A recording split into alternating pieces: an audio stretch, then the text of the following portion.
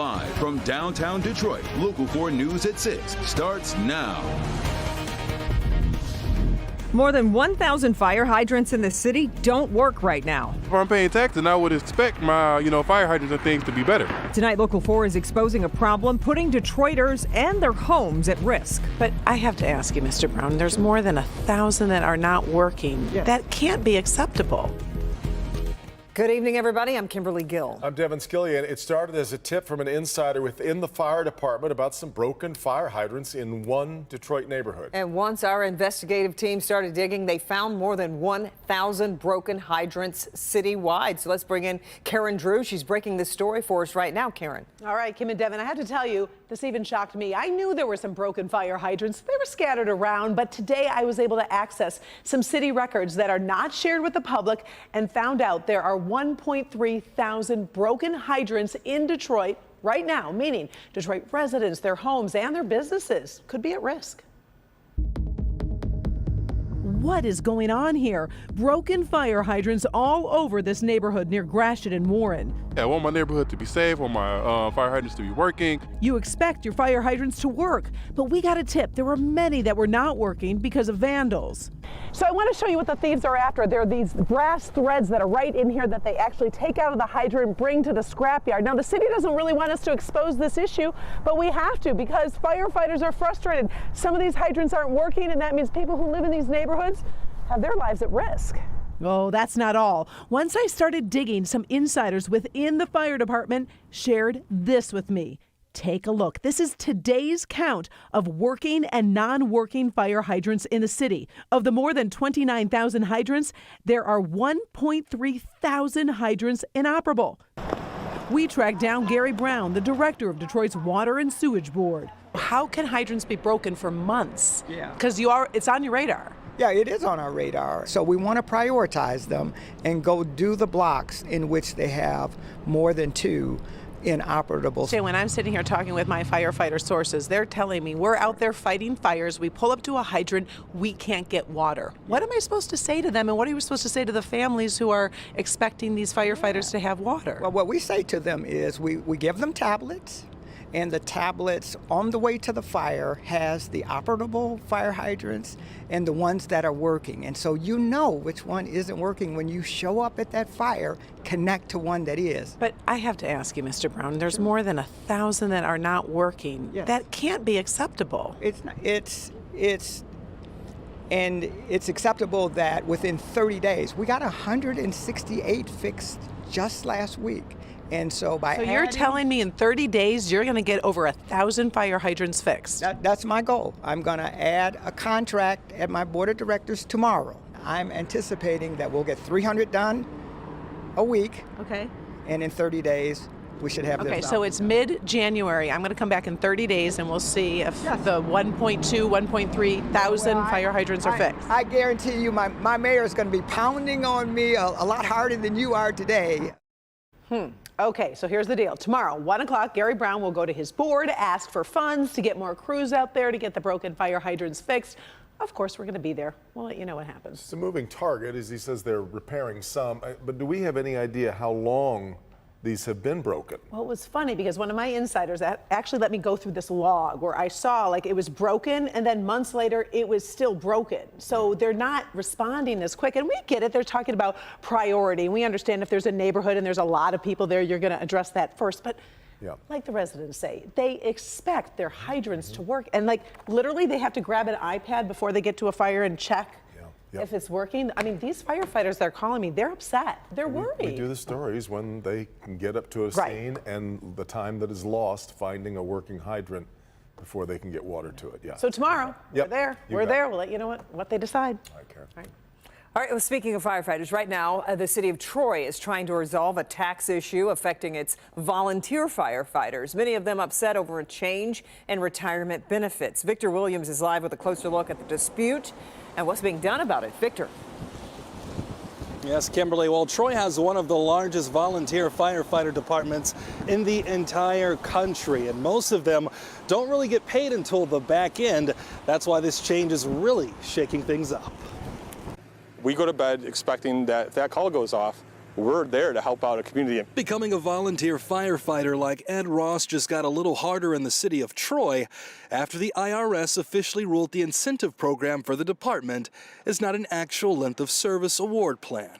Basically, at this point, the IRS has said, no matter how wonderful your volunteer firefighters are in the city of Troy, we cannot allow you not to have them pay taxes on the money that they're accruing. Mayor Ethan Baker says this now means the current incentive program must come to an end. Their money that they are accruing, when they vest at 10 years, they're going to have to pay income tax on that, even though they won't actually be getting the benefit of that yet until retirement age. So what that means is our firefighters would be faced with having to get big tax bills while they're receiving no actual money from the city of Troy. Either way, Ed has a problem with the newly proposed plan. While we realize that the old plan has huge problems, the new plan's got to be something way better than what was proposed. The dispute is also in a way forcing the city to pay $5 million on top of back payroll taxes to the IRS.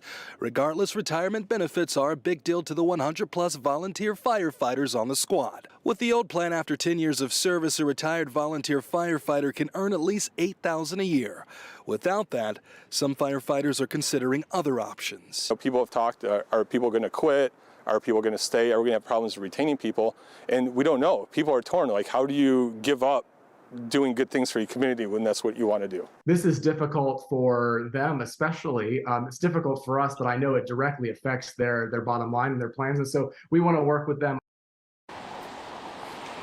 And we're told that the city is working on another incentive plan that's approved by the IRS.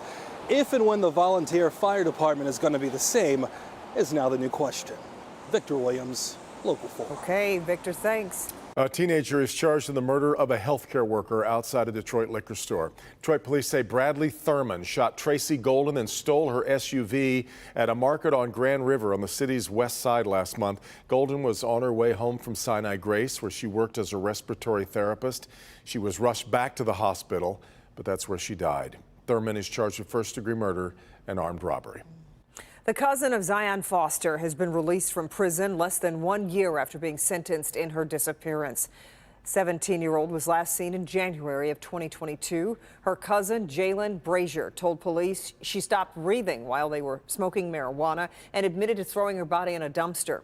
In March, Brazier was sentenced to between 2 and 4 years in prison for lying to police, but his sentence was cut short when he served time in a prison boot camp program. Brazier only served 10 months and was released today. Zion's body has never been found. Ann Arbor police are looking for the shooter who targeted a home with 2 children sleeping inside. Video shows the shooter getting out of a car, running up to an apartment, and firing 2 shots through a window. A 2-year-old and a 4-year-old were inside. Fortunately, no one was hurt. This happened at the Creekside Townhouses. That's on Platte Road near Packard Street yesterday morning. So police are looking for this black Jeep, possibly a Jeep Compass, possibly Grand Cherokee. But if you know anything or saw anything that might help in the investigation, call Ann Arbor Police. Well, the upcoming Taylor Swift concerts are among the most anticipated and expensive coming to our area this summer. Tickets sold out in seconds, and now scammers are preying on people who are still hoping to see one of the shows at Ford Field this June. Consumer investigator Hank Winchester just spoke to a victim who has a warning for you. And Hank, she lost a lot of money. Kimberly, we're talking about $600, and this makes me so mad because this is just a parent trying to do something great for their kid. We're talking about the Taylor Swift show here at Ford Field. Obviously, ticket prices through the roof, people trying to get tickets, and scammers now making their move. In fact, this scammer is still out there. How do I know? I was just communicating with her a few hours ago on Facebook. She's still trying to sell these tickets, even though they're likely not even real tickets. Take a look. After not being able to get the tickets, it was like really devastating to my daughter because the concert's on her 13th birthday. It was like the one thing she wanted. Heidi Smith still can't believe she fell for it, but the ads online look so legit.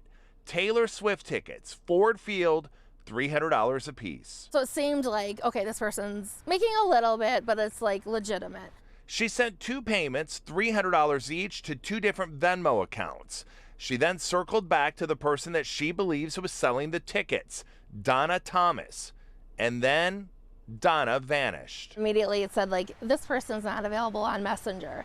Like, I was immediately blocked. I went to look at the post, is gone. No Taylor Swift tickets, $600 gone. I told my daughter before, I'm like, okay, like, that this came about, and I asked her, like, is this what you really want? Like, this is gonna be your gift, like, party, like, this is everything. And she's like, yes. And she's sitting there with me the whole time trying to do it. And she's like so excited. I can't wait to text her friends. And then that happened, and I like had to tell her.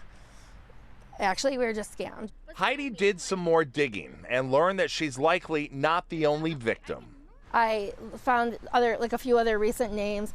And one said like they had paid rent to the person. And he's like, well, actually, I was just like scammed, I think. He lives in Florida. I just don't want other people to be scammed that way. And that's exactly why Heidi wanted to share her story tonight. It sounds like these scammers targeting people all over the country, telling all sorts of different stories, not just here in Metro Detroit. Heidi did pay with a credit card, but in this case, Venmo's saying, tough luck. Once that transaction goes through, there's not much they can do. What I am trying to do is to get Venmo to shut down those accounts. Clearly, they are tied to fraud. We just want you to have the information because we want you to be careful, especially with tickets like these that are in such high demand. We're live here tonight at Ford Field. Hank Winchester, help me, Hank. Back to you. It's a lot of money she lost too, Hank. That's good tips for people out there looking for those tickets. We appreciate it. At 5:30, we showed you the new Corvette E-Ray unveiled today in celebration of Corvette's 70th birthday. But what's it like behind the wheel of this high horsepower hybrid? Aaron Gilchrist of NBC got a chance to ride around New York City with one of the engineers and sat inside one of the first Corvettes from 1953 as well to talk with a Chevy historian about how the car has evolved. Ahead on Nightly News, a look at the demand for electrified versions of the Corvette and other muscle cars like the Mustang. That's coming up at 6:30 right after our broadcast.